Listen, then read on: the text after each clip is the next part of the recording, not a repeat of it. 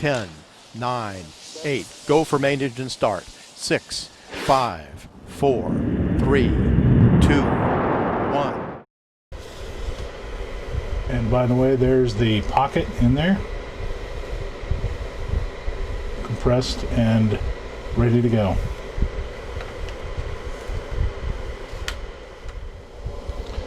Okay, my fins are dry overnight, so that epoxy is plenty dry. It's not gooey anymore. You can try poking it with your fingernail and you'll see it's what they call click hard, which is doesn't have any gooiness to it all.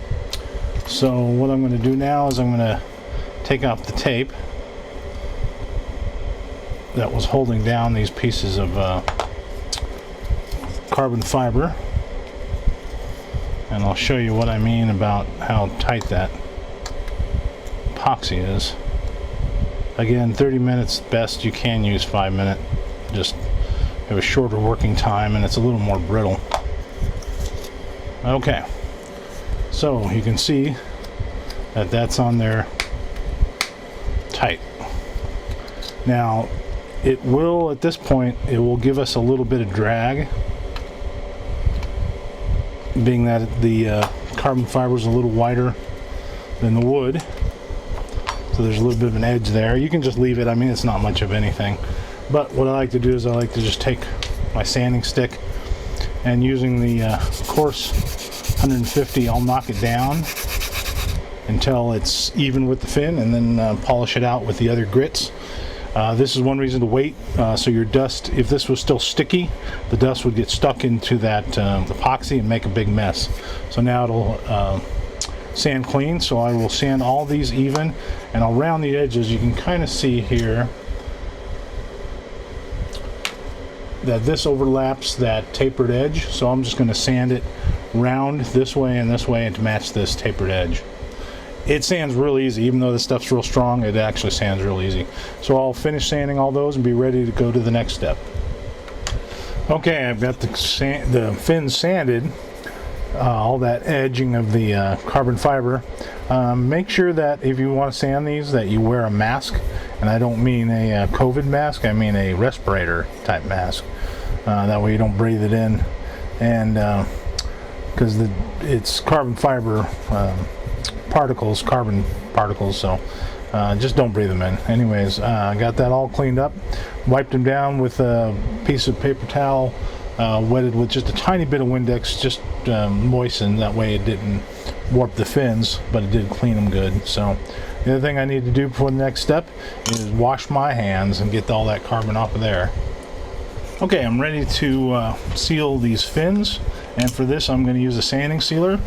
And this is a lacquer sanding sealer, which I really like because it dries real fast and it doesn't warp the fins. They do make a water-based if you're concerned about the smell, which this is pretty bad, pretty pungent. This is water-based. The only problem, it has really no smell. The problem is we put it on this side, it warps the fin this way. Put it on this side, it warps it back, so it should stay straight, but you need to put it under a book with some wax paper. So it's kind of a hassle, but it is a safer way to use a sanding sealer. But I like using this stuff just to make sure it's in well ventilated area. And for this, I'm going to, I don't like shaking the can up, although there is material at the bottom. The problem being is that the you get residue on the lid of the can, and then you can't close it, and then if there's a gap it smells and it dries out. So what we're going to do is we're just going to open it carefully here, and this is a big can compared to a small bottle. They used to make small bottles of this, which I wish they still did, but it was a little less odorific. Okay, so we're going to take the top off, and you can see it's kind of clear, kind of an amber clear, but it's supposed to be white.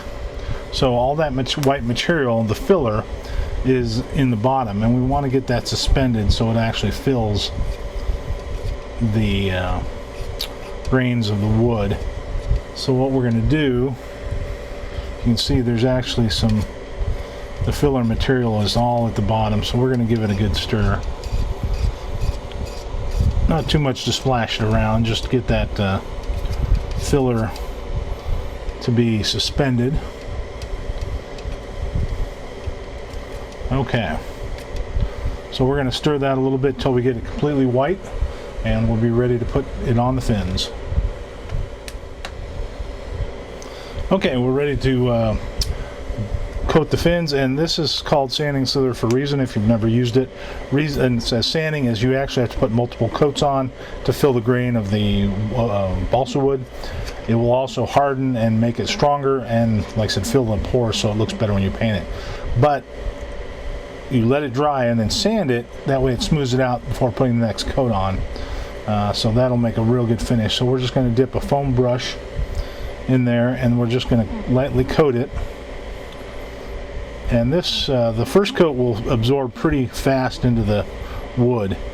The next coats won't absorb as fast. Now I'm going to make sure I get it in that edge where the carbon fiber is, because I want it to fill that gap and work as a agent to keep it so there's no gap where the wind can go in and cause drag.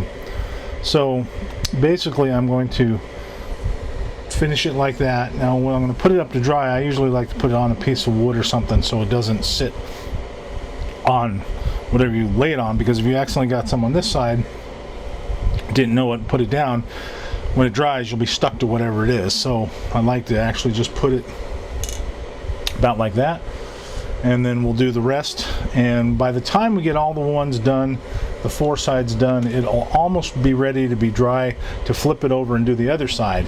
And then once we do the other side, we'll let it harden and then sand it. And I usually sand it with about a 400 grit. So we'll continue with that and have some fins ready to go. Okay, fins are dry on both sides. It didn't take too long, and I'm going to take my sanding block and just sand down. And you'll be able to see where you've sanded, plus you'll be able to feel how smooth it is versus where the sanding sealer was.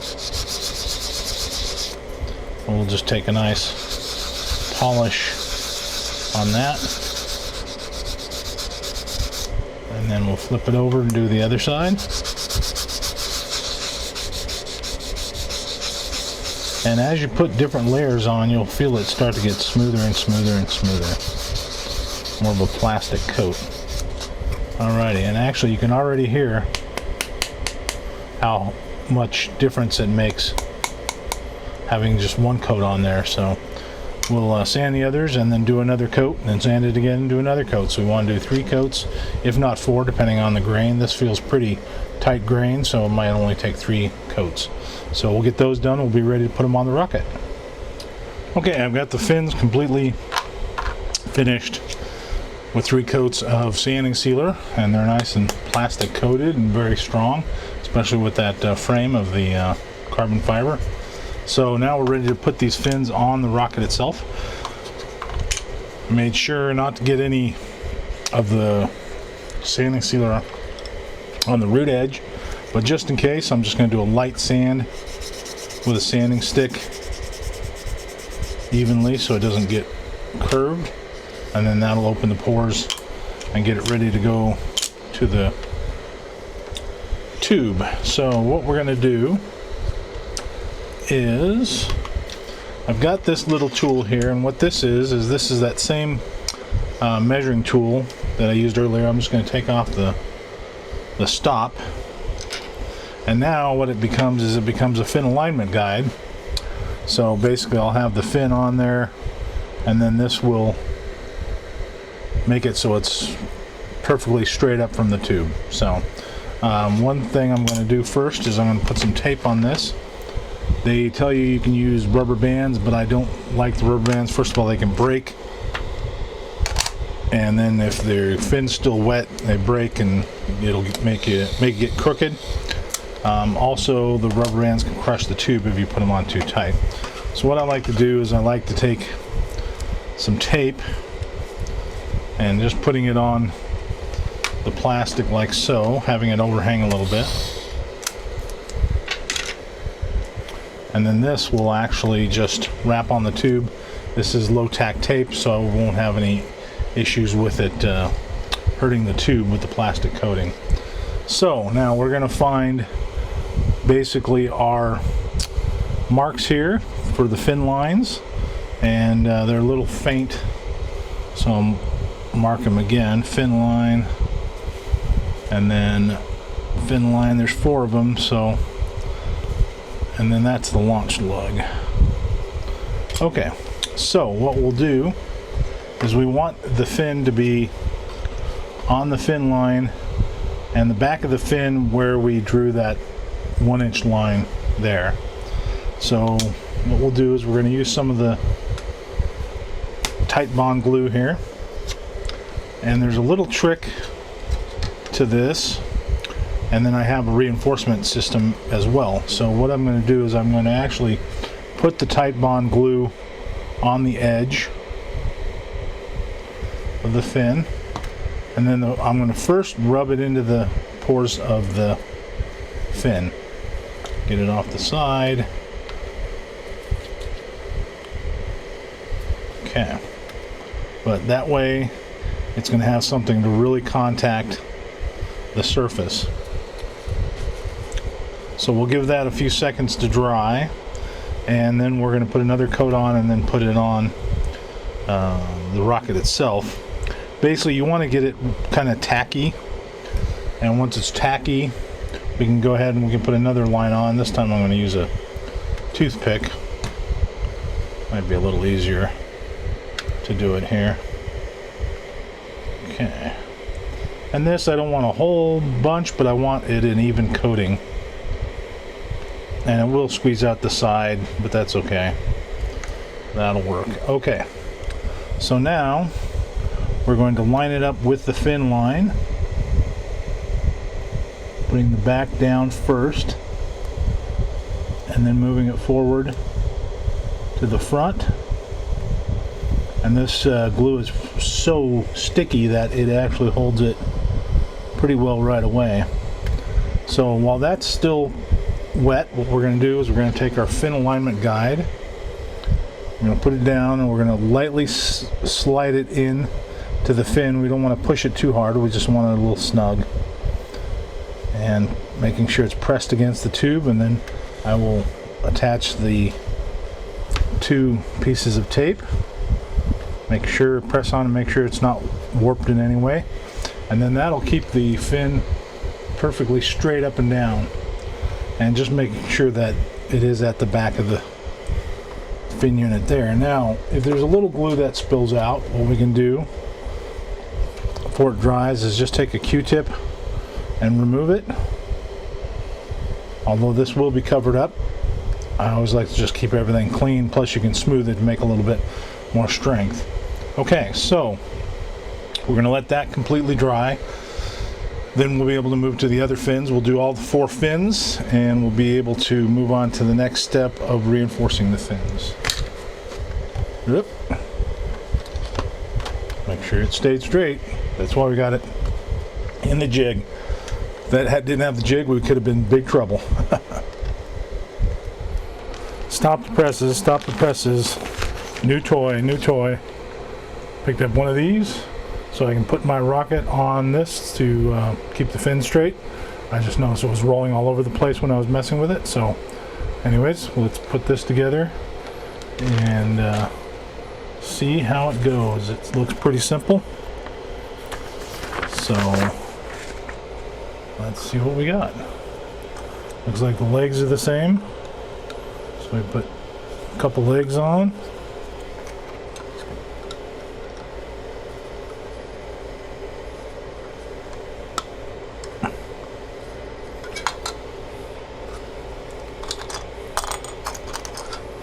So almost like building a Lego set.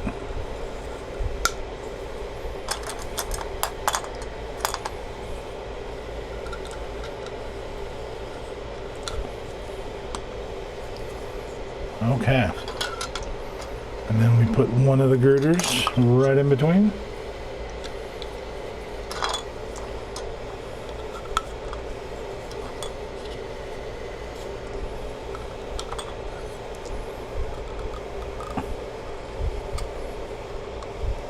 Okay. And these little doodads just pop right on there. There we go. Yay, I finished the model. Look at that. Anyways, we will give it a shot to put this on there.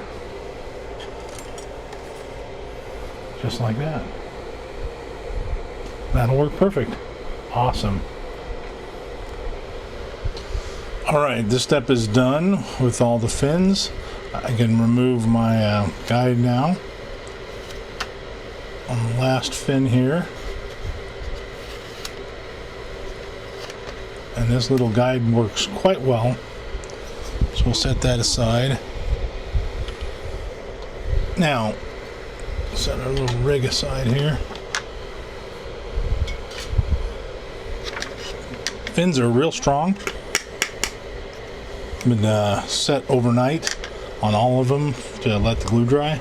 Now what I'm going to do is there's a little bit of a gap here where the Tide Bond glue didn't get to, and plus there's just a little fillet that needs to be put here. So what I'm going to do is I'm going to make a reinforcement area there, and what I'm going to do is I'm going to use my 30-minute epoxy here, and real simple to do. So we're going to mix this up some epoxy. Again, equal amounts just by eye.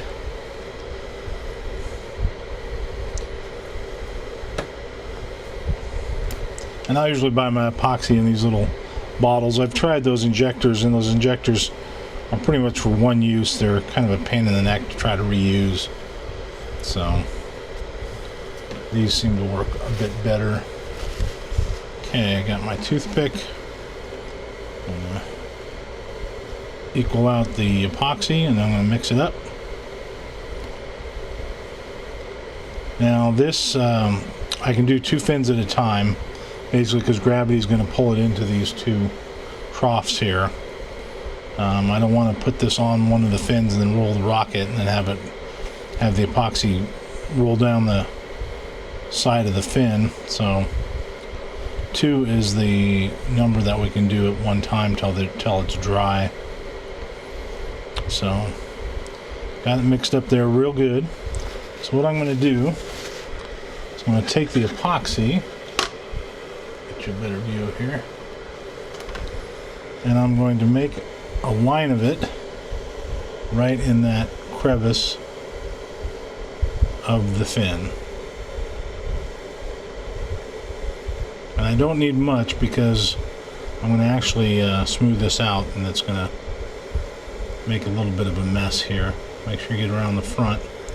Okay, now what I'm going to do is I'm going to take some 91% alcohol, isopropyl alcohol, and I'm going to take some Q-tips, and I'm going to dip the Q-tip in the alcohol and then wipe off the excess epoxy, and I'm going to roll the Q-tip at the same time, not pushing real hard, and that'll push it underneath and into any of the spaces and smooth it out. And then I want to make sure I get both sides cleaned up. And this also thins out the epoxy, so if you ever need a thin epoxy, isopropyl alcohol will do the trick. So we're just cleaning it up, and this isopropyl alcohol will evaporate, and then we'll have a nice clean reinforcing fillet. But we're going to do another step after we're done with this. But I'll do all the fins and be ready to do the next step. Okay, now that the epoxy is dry in these fin fillets, I'm ready to go to the next step, which is actually to put a shaped fillet of putty in there, basically to make it more aerodynamic. Nothing really much to do with strength. And what I like to use is this glazing and spot putty that Bondo makes, and you can find this in automotive places. And it does not need a hardener. It's just the regular red spot putty. And the other thing I'm going to need for it is this, which I used to thin it out is thinner for metallizer from Model Master from Testers. This may not be available very much longer, so you can use lacquer thinner if you want. This is pretty close to lacquer thinner. So what I'm going to do is I'm going to take some Q-tips and a toothpick, and I'm going to stir up some of this putty using the toothpick, just getting in there and stirring it up, because sometimes it gets separated. So want a good consistency of about toothpaste is what you want. Okay, so I'm going to put that on a piece of paper here and then pick it up with just the tip. And then what I'm going to do is I'm going to put it in this fillet here, and then I'm going to use one of these, which is a new tool that I picked up recently. I used to use on some of my other videos a smaller ball end like this to actually smooth and make a round fillet, or half round I should say, quarter round, whatever you want to call it. But I found these, which are different sizes. These are made for sculpting and for baking cakes and doing stuff like that to make the shapes. So anyways, you can use all kinds of these to get different shapes, but I'm going to use this second one. I'm going to try this one. It's quite a bit bigger than the one I used to use. Should give me a bigger fillet, but it should be nice and smooth. And these are chrome plated, so I can dip these in the thinner and not have to worry about anything like that. So let's get some fresh putty again. That stuff dries so fast that... Okay. So, let's widen this out a little bit. Okay. I'm going to take some of the putty and we're going to put it in this joint here, and making sure to get it down in the actual part of the fin where it's joined up to the rocket itself. We just want to make sure it's pushed in there. And again, you don't need a whole lot of this because we're going to push most of it out of the way as we scrape it with that ball tool. So, okay. So we want a little more than usual. Usually I'll use just a tiny bit of this because I use that small ball. But I'm going to use this one, and to make it perfectly smooth, I'm going to dip it in the thinner, get it kind of wet, and then we're just going to move it along. And we can go back and forth with it, but make a nice half round fillet. And we can clean a little bit of it up. Okay, so now the other thing we're going to do, that we got all this mess on there, is there is a area that's a gap between the fillet and where that ball rolled, and I'm just going to scrape it so we don't have to do a lot of sanding later. So we're just going to scrape that off. And then scrape this stuff off here. You could let it dry and then sand it, but this is just going to make life a little easier. Okay, so now make sure to get around the edge here of the point. We're going to let that dry, and then we'll sand it with some sandpaper, and we should come up with a really nice smooth fillet. If you're not sure about it, go back in with a little more thinner and smooth it out. Eventually, as this stuff dries though, you're going to end up really messing it up if you don't keep it wet with the thinner. Okay, so we'll let that dry, and then we'll be ready to sand it in about an hour or two.